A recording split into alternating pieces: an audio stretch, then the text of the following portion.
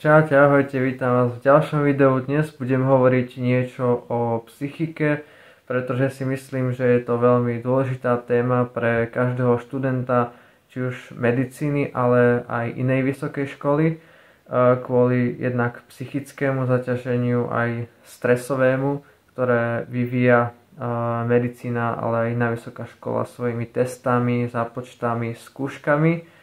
A poznáme, samozrejme aj sme počuli už o prípadoch, kedy došlo vlastne k tomu, že niektorí študenti jednoducho to psychicky doslova nezvládli a skončili aj v niektorých zariadeniach, ktoré sa špecializujú na teda liečbu takých psychických ochorení. A aj z tohto dôvodu teda by som chcel navrhnúť teda nejaké rady, tipy pre teba, ako si udržiavať svoju mentálnu kondíciu a duševné zdravie stále, aby si bol v pohode.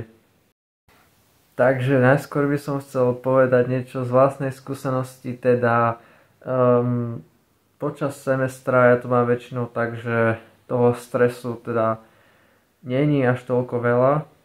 Je samozrejme určite dosť zápočtov, testov, skúšania a ústneho preskúšania len tak na hodine, ale je to určite iné ako skúškové obdobie, kedy naozaj sa ide do tuhého a treba sa učiť na 200%.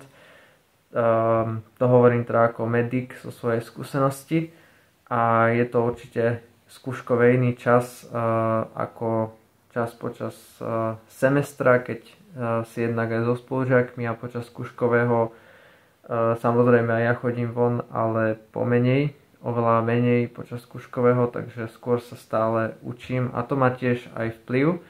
A ďalšia vec je tiež pitie alkoholu a experimentovanie s rôznymi farmakami na psychiku, teda neodporúčam moc experimentovať s rôznymi farmakami, ktoré by ti mohli nejako ovplyvniť psychiku, aby ti to nejako neublížilo. A aj s alkoholom. Čítal som niekde, že pôsobí teda prodepresívne, tak nepreháňať to s alkoholom. A ďalšia vec je genetika, čo vlastne tiež ovplyvňuje každého z nás, ale je to stránka, s ktorou my nemôžeme moc robiť. Ale tiež je to predispozičný faktor pre psychické zvládanie tej vysokej školy, stresových situácií, testov, zápočtov a skúšok.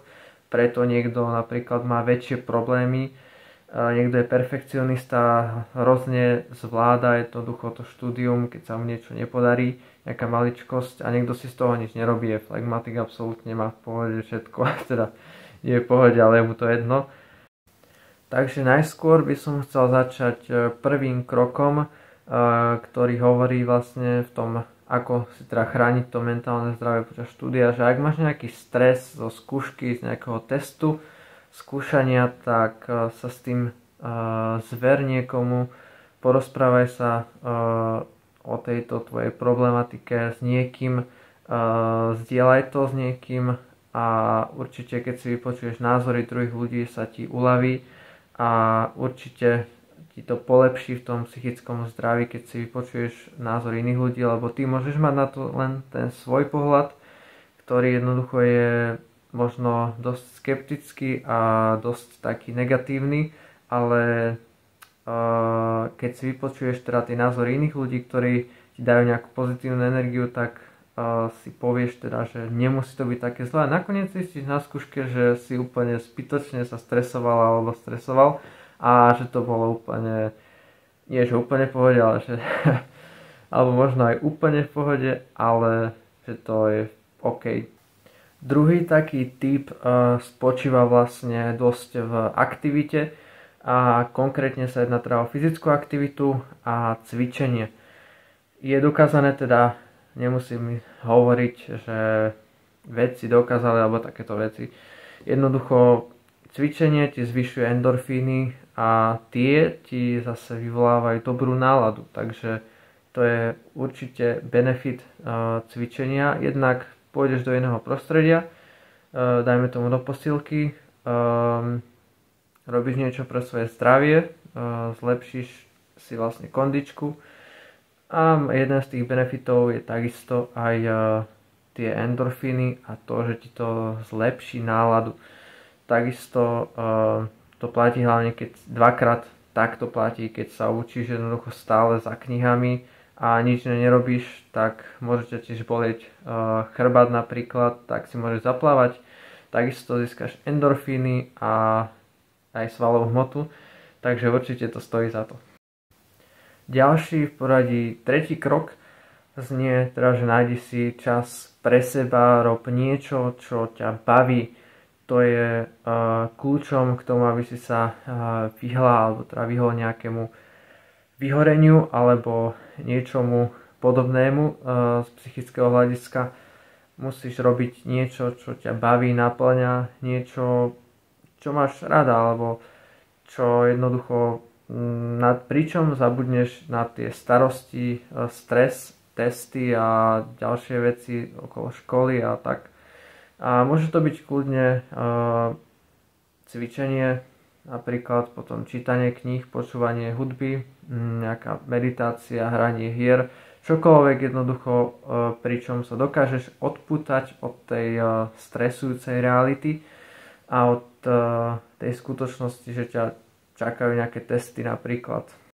V poradí štvrtý krok, veľmi dôležitý a podstatný, ktorý teda veľmi veľa študentov podceňuje, čo som si všimol. Samozrejme ja nepatrím medzi výnimku. A znie vlastne, že spánok. Každý človek teda potrebuje tých 6-7 hodín spánku. Niekomu vyhovuje menej hodín, niekto potrebuje viac. Samozrejme závisí to aj od našej nejakej fyzickej aktivity, teda koľko toho vydáme počas dňa, tak potom sme aj takí vyčerpaní. No ale jednoducho ten spánok je dosť dôležitý a netreba ho určite podceniť, pretože potom sa určite aj mení človeku nálada, jednak je aj oslabený imunitný systém a aj ďalšie pochody v tele, čo spôsobuje vlastne ten nedostatok spánku a jednak ti to potom aj pomalšie myslí a určite teda horšie myslí na teste. Samozrejme iná situácia je pred skúškou, kedy jednoducho si to potrebuješ zopakovať všetko a musíš byť jednoducho ešte hore. A iná situácia zase počas semestra. Takže určite odporúčam ten spánok mať pravidelný a plný. A nakoniec teda posledný krok, ktorý znie teda, že určite neštuduj na silu nejaké ťažké vysoké školy, ako je medicína, alebo iné vysoké školy na úkor svojho psychického, duševného zdravia. Určite nerob jednoducho to, že čo ti škodí, ak naozaj máš pochybnosti o svojom zdraví psychickom, že ti to naozaj jednoducho uberá, alebo jednoducho naozaj škodí tvojmu organizmu, tak určite to nerob na úkor svojho zdravia. Určite ti nestojí za to vyštudovať tú školu jednoducho a potom skončiť niekde na psychiatrii s psychiatrickými liekmi a slintať tam v kúte.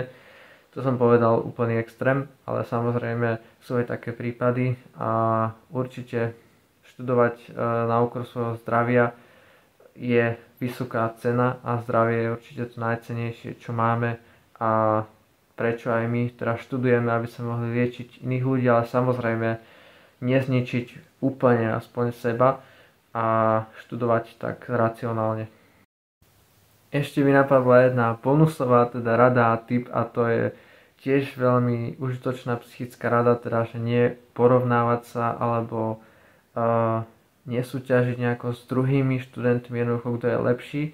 Tiež máme nejaké faktory, ktoré sa nedajú ovplyvniť a medzi tie patrí aj genetika, genetické predispozície. Niekto jednoducho má na to vlohy, aby si to zapamätal fotografickou pamäťou vo veľmi krátkom čase. Niekomu to trvá možno dlhšie, ale tiež sa to dokáže naučiť, takže určite sa neporovnávať s druhými, ale porovnávať sa sám so sebou, teda ako som bol napríklad na tom vedomosťami včera a ako som na tom dneska, teda či ešte horšie, alebo teda či som na tom lepšie, samozrejme lepšie. Takže to by bolo všetko k dnešnému videu o psychickom zdraví teda študenta. Určite to netreba podceňovať a starať sa teda o svoje psychické zdravie, vďaka ktorému dosahuješ aj lepšie výsledky v škole, na univerzite a vďaka ktorému teda sa aj cítiš v pohode. Takže ak máš akékoľvek otázky, neváhaj písať do komentárov alebo aj nejaké osobné skúsenosti, určite sa môžeš podeliť v komentároch. A ďakujem za každý like, zhliadnutie, či už zdieľanie a podporu na sociálnych sieťach. Ďakujem.